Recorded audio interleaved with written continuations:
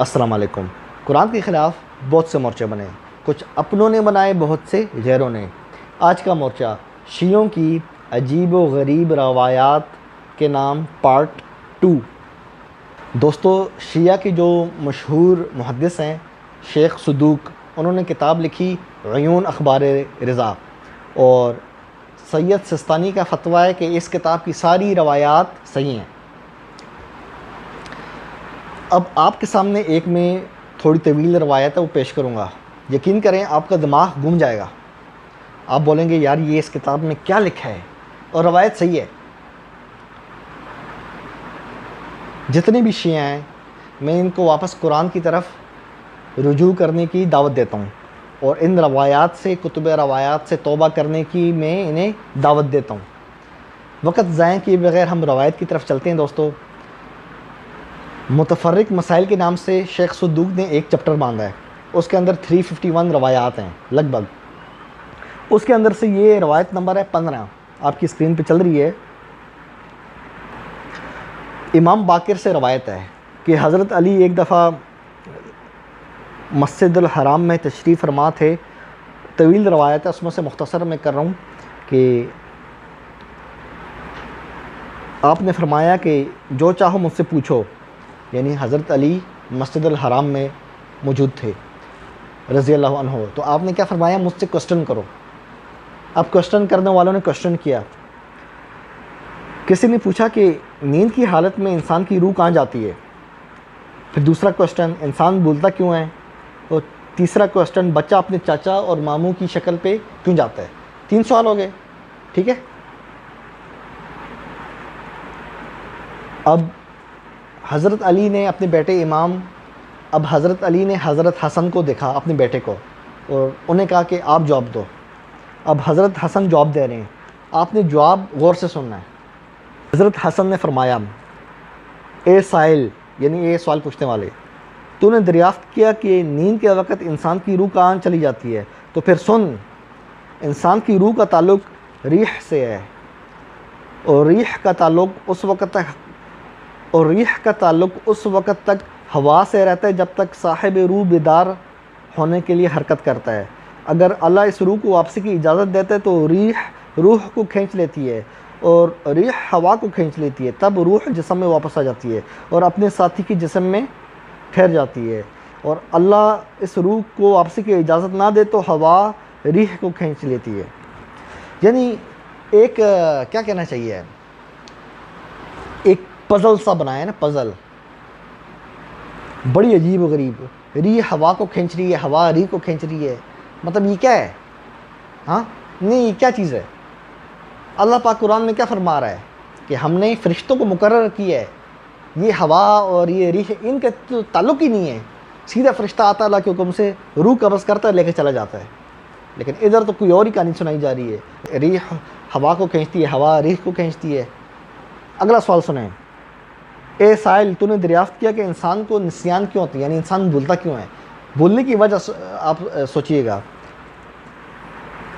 سن، اچھا ایک منٹ، اچھا یہ وجہ بتانے سے پہلے نا، عموماً آج کل نا ڈاکٹر B12 وٹامن جو ہے نا، جو بی کی سیریز ہے نا، B1 B6 B12، مطلب وٹامن بی کی جو سیریز ہے، یہ آپ کو دیتے ہیں کہ آپ لو، آپ کا جو دماغ ہے تیز ہوگا، یا آپ کو بادام کھانے کا مشورہ دیتے ہیں، اس کے اندر یہ تمام چیزیں ہوتی ہیں۔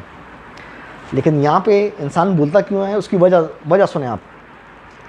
تو اے انسان سن، انسان کا دل ایک ڈبی میں ہوتا ہے، اور ڈبیا پر ڈھکن ہوتا ہے، یعنی انسان کا دل ایک ڈبی میں ہے اور اس کے اوپر ڈھکن لگا ہوا ہے۔ غور سے سننا آپ نے۔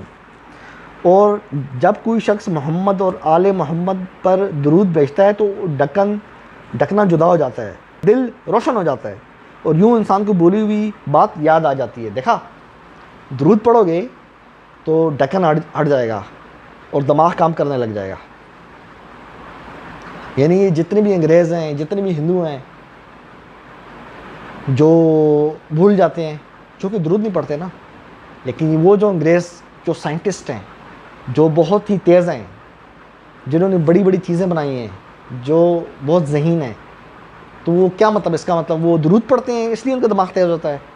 دل کے اوپر جو دل جس ڈبیا میں ہوتا ہے اس کے اوپر سے ڈھکن ہٹ جاتا ہے. مطلب یہ کیا ہے؟ اور آپ کہتے ہیں کہ یہ حضرت علی نے فرمایا. او بھائی کچھ خدا کو مانو. حضرت علی اس طرح کی باتیں کریں گے؟ شیعوں کی روایت تو سنیوں سے بھی 6 ہاتھ آگے ہے. اچھا آگے سنیں. اور اگر کوئی شخص محمد و آل محمد پر درود نہ بھیجے پھر کیا ہوتا ہے؟ تو ڈھکنا اس دل پر مضبوطی سے جم جاتا ہے، مضبوط ہو جاتا ہے، اور اس سے دل تاریک ہو جاتا ہے، یعنی اندھیرے میں چلا جاتا ہے. اور جو چیز انسان کو یاد بھی ہوتی ہے تو وہ بھول جاتا ہے. یعنی جتنے بھی آپ لوگ اکثر بھول جاتے ہو نا، آپ درود نہیں پڑھتے، آپ گندے بچے ہو، اچھے بچے بنو. ٹھیک ہے. تیسرا سوال کہ بچہ چچا یا ماموں پہ اس کی شکل کیوں جاتی ہے؟ سننا. جتنے بھی ڈاکٹرز ہیں، حکیم ہیں، خصوصاً جو گائناکولوجسٹ ہیں، ضرور سنیے گا. تیرے اس سوال کا جواب یہ ہے، جب کوئی شخص اپنی زوجہ سے مطمئن دل اور پرسکون رگوں اور غیر مضطرب دل کے ساتھ مجامعت کرتا ہے، یعنی کوئی شخص ریلیکس ہو کے نا، اس کا دل بھی ریلیکس ہے، دماغ بھی ریلیکس ہے، اس کے تمام اعضاء جو ہے نا وہ ریلیکس ہیں، مطلب وہ اپنے کو اچھا فیل کر رہا ہے، تب کوئی اپنی بیوی کے پاس جاتا ہے نا تو کیا ہوتا ہے؟ تو نطفہ بیوی کے رحم میں ٹھہرتا ہے تو پیدا ہونے والا بچہ اپنے والد اور والدہ کا ہم شکل ہوتا ہے. یعنی جو بچے اپنے والدین کی اس پہ جاتے ہیں نا شکل پہ، تو وہ یہ وجہ ہے کہ والد صاحب کا جو دماغ دل ریلیکس ہوتا ہے. تو اس کا الٹا کیا ہوا؟ جن کے دل میں سکون نہیں ہوتا، جن کے دماغ میں سکون نہیں ہوتا، ہاں، جن کی رگوں میں اضطراب پایا جاتا ہے، یعنی جو بے چین ہوتے ہیں. تو کوئی شخص بے چینی کی حالت میں اپنی بیوی کے پاس جاتا ہے نا، جانے سے مراد سمجھ رہے ہیں نا آپ؟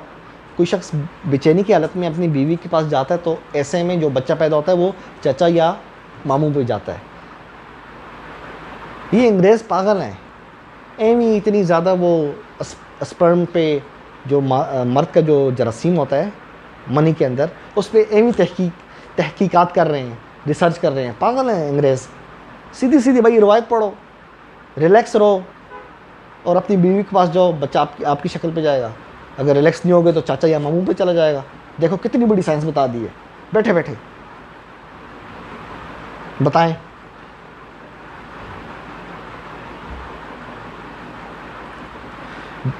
آپ کیا سمجھتے ہیں حضرت علی نے یہ فرمایا ہوگا؟ بالکل بھی نہیں فرمایا. میرے نبی کی جو صحابہ ہیں نا، اللہ نے کیا فرمایا ہے؟ وَكُلًّا وَعَدَ اللَّهُ الْحُسْنَى. سب کے ساتھ اللہ کا اچھائی کا وعدہ ہے، سب کے ساتھ. اور وہ اس طرح کی باتیں کریں گے. آپ ریلیکس ہوگے تو آپ پہ جائے گا، ریلیکس نہیں ہوگے تو. جتنے بھی شیعہ ہیں تھوڑا سوچو، ان روایات سے باہر نکلو.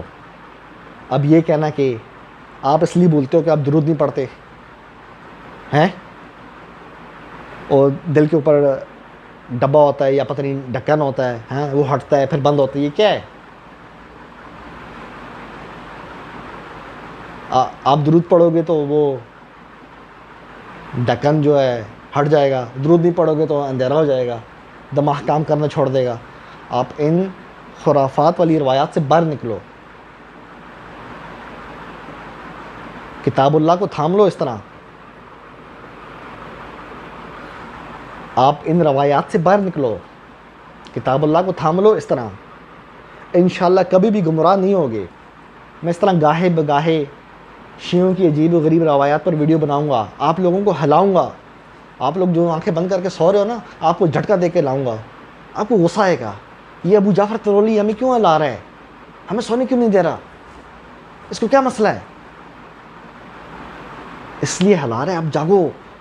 انسان کو زندگی ایک ہی دفعہ ملتی ہے، 50 70 80 سال کی چھوٹی سی زندگی ہوتی ہے. جاگو، اس سے پہلے دیر ہو جائے. واپس اللہ کی کتاب کی طرف لوٹو، قرآن کو تھامو. ان روایات سے باہر نکلو. سنی اپنی روایت پڑھ کے شیعہ کو گالی دیتا ہے، شیعہ اپنی روایت پڑھ کے سنی کو گالی دیتا ہے. ان چیزوں سے نکلو، اللہ کی کتاب کو تھامو، بھائی بھائی بن جاؤ، بات ختم. دوستو چینل کو لائک کریں، سبسکرائب کریں، جن دوستوں کو چینل کا نہیں پتہ انہیں بھی بتائیں۔ اپنے بھائی ابو جعفر تنولی کو اجازت دیں، پھر ملتے ہیں انشاءاللہ۔ قرآن زندہ باد۔